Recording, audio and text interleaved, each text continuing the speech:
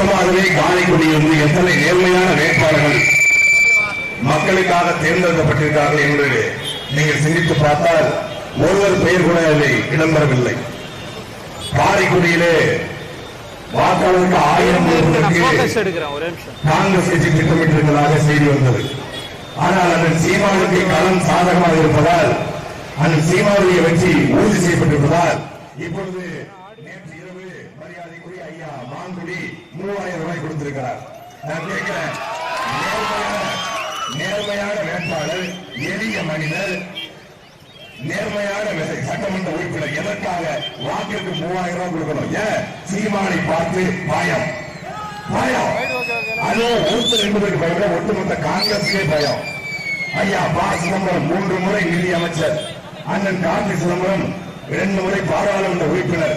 இதுவரைக்கும் நாம் தொடர் என்று உச்சரிக்காத வாய்கள் இன்றைக்கு சீமானுக்கு காரைக்குடியில் வீடு இருக்கிறதா என்று கேட்கிறது. சீமானுக்கு போடுகிற ஓட்டு அது நோட்டாக்கு போடுகிற ஓட்டு என்கிறார்கள். உங்களுக்கும் உங்க மகனுக்கும் போடுகிற ஓட்டு குப்பை தொட்டியில போடுகிற ஓட்டுக்கு சமம். 50 வருஷமாக காரைக்குடியில் 6 முறை சட்டமன்றத்தில் வென்ற காங்கிரஸ் சென்னையிலிருந்து திருச்சி வரக்கூடிய மலைக்கோட்டை ரயில் ராக்போர்ட் எக்ஸ்பிரஸ் அதை திருச்சியிலிருந்து காரைக்குடிக்கு கொண்டு வர வேண்டும் என்பது நீண்ட கால கோரிக்கை. ஒரு ரயிலை கூட திருச்சியிலிருந்து காரைக்குடிக்கு கொண்டு வர முடியாத நீங்கள் இந்த காரைக்குடிக்கு வேற என்ன சாதனை பண்ண போறீங்க? காரைக்குடியுடைய அத்தனை ஏரி குளத்தையும் தூர்த்தெடுத்து மாங்குடி நேர்மையாக சொல்றாங்க. ஒரு நேர்மையானவர் சங்கராபுரம் ஊராட்சி மன்ற தலைவராக இருக்கும் பொழுது சங்கராபுரத்துல ஒரு அப்பார்ட்மெண்ட் கட்டுவதற்கு 2 வீடோ 10 லட்சம் கையெழுத்தே போடுவாரு. இந்த மாங்குடி தான் உங்களுக்கு மீண்டும் எம்எல்ஏவா வரணுமா என்பதை காரைக்குடிக்கிற மாநில தமிழர்கள் நீங்க இருக்கிற தேர்போகி பாண்டியோ இந்த தாவேக வேட்பாளரோ வென்றால் சட்டசபையில போய் என்ன பேசுவார்கள்? ஆனால் எங்களுடைய அண்ணன் உங்கள் மகன் சீமான் வென்று போனால் காரைக்குடியுடைய வரலாறு நம்ம இனத்தின் வரலாறு எழுதப்படும். காரைக்குடி வந்து சீமான் என்பது சட்டமன்றத்திலே மக்கள் மன்றத்திலே மக்கள் பிரச்சனைகளை காடு வளம், கனிம வளம், நீர் வளம், நிலவளம், மீத்தேன் திட்டம், ஹைட்ரோ கார்பன் திட்டம், 8 வழிச்சாலை, பரந்தூர் நீர் தேர்வு, கச்சத்தீவு என்று மக்கள் பிரச்சனைகளை மக்கள் மன்றத்திலே பேசுகிற தலைவன் சட்டமன்றத்திலே பேசினால், காரைக்குடியின் சட்டமன்ற உறுப்பினர் சீமான் சட்டமன்றத்திலே பேசினால் எப்படி இருக்கும் என்பதை அறிவார்ந்த காரைக்குடி மக்கள், 5 விளக்கிலே வாழ்கிற மக்கள் சிந்தித்து பார்க்க வேண்டிய தேவை இருக்கிறது. நாங்க ஓட்டுக்கு 2000 தருவோம், 2500 தருவோம், தாலிக்கு தங்கம் தருவோம், 8000 ரூபாய் டோக்கன் தருவோம், பிரிட்ஜ் தருவோம் என்பது எங்கள் தேர்தல் வாக்குறுதி அல்ல. ஆரம்ப கல்வி முதல் ஆராய்ச்சி கல்வி வரை இலவசமாக தருவோம், அது எங்கள் தேர்தல் வாக்குறுதி. நல்லாட்சி கொடுத்திருந்தா எதுக்கு 2000 ரூபாய் டோக்கனு? இல்ல 2 பேர் தான் போட்டி, ஒன்னு டிவிகே இன்னொன்னு டிஎம்கே அப்படின்னு சொல்றாரு ஒருத்தர். எதுக்கு போட்டி? 2000 ரூபாய்க்கும் 2500க்கும் போட்டி. அதிமுக 2000, திமுக 2000, தாவேக 2500 என்றால் நீங்கள் எப்படி மாற்றாக இருக்க முடியும்?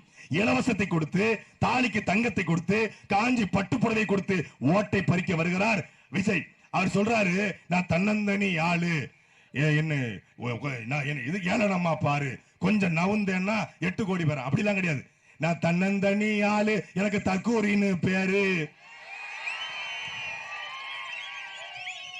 என் வண்டி மேல தாவு, என்ன பார்க்க வந்து சாவு, நீ எட்டி நின்னு பாரு, நான் முட்டி போட்டு வாரேன், 6 மணிக்கு மேல என் ஆட்டோ ஓடாது, தருதல கூட்டம் இது திருந்தவே மாட்டோம், தற்கூரி கோட்டம் நான் கரூர்ல எடுப்போம் ஓட்டம், ஊரை ஏமாத்தவே நடிகம் வாரானடா, இந்த உண்மைய தெரிஞ்சுக்கடா, நான் தன்னந்தனி ஆளு, அவன் தற்கூரின்னு பேரு, ஓம் காளி ஜெய் காளி, விஜய் ஒரு ஓடுகாலி. அந்த ஓடுகாலிக்கு வாக்களிக்க போறீங்களா? இந்த மக்களுக்காக நிக்கிற போராளிக்கு வாக்களிக்க போறீங்களா? ஓடுகாலி விஜய் வேணுமா, போராளி சீமான் வேணுமா என்பதை அறிவார்ந்த மக்கள் சிந்திச்சு பாருங்க. எங்க அண்ணன் ரீல்ஸ் போடுற வேட்பாளர் கிடையாது, ரூல்ஸ் போடுற வேட்பாளர், சட்ட திட்டங்களை போடுற வேட்பாளர். அதனால் காரைக்குடியில் வாழ்கிற 5 விளக்கில் வாழ்கிற மாநில தமிழர்கள் ஒவ்வொருடைய வாக்கும் தமிழ்நாட்டிலேயே முதல் முறையாக லட்சக்கணக்கான வாக்கு வித்தியாசத்தில் சீமான் வென்றார் என்கிற வரலாறை பதிவு செய்யுங்கள். உங்களுக்காக உங்கள் மண்ணின் மகன், இதுவரைக்கும் சிவகங்கை என்றால் வேலுநாச்சியார், சிவகங்கை என்றால் நம் பாட்டன் மருதுபாண்டியர் எப்படி சிவகங்கையின் அடையாளமோ அந்த வேலுநாச்சியார் மருதுபாண்டியர் வழிவந்த எங்க அண்ணன் சீமான் இன்னைக்கு சிவகங்கையினுடைய அடையாளமாக மாறியிருக்கிறார். சிவகங்கையின் சீமான் காரைக்குடியில் வெல்ல வேண்டும். அன்பிற்குரிய மக்களே, வாக்கு பெட்டியிலே 2ஆம் இடத்தில் இருக்கிற அண்ணன் சீமானை முதல் இடத்துக்கு கொண்டு வந்தது உங்கள் பொறுப்பு. வாக்கு பெட்டி ரொம்ப தேடலாம் வேண்டாம், நேரா போங்க 2வது இடம். இயேசுவுக்கும் உழவன் சின்னத்திலே அண்ணன் சீமானுக்கு வாக்களித்து வெற்றி பெற செய்யுங்கள். நன்றி, வணக்கம். தமிழ்தாய் வாழ்க, தலைவர் பிரபாகரன் வாழ்க, அண்ணன் சீமான் வெல்க.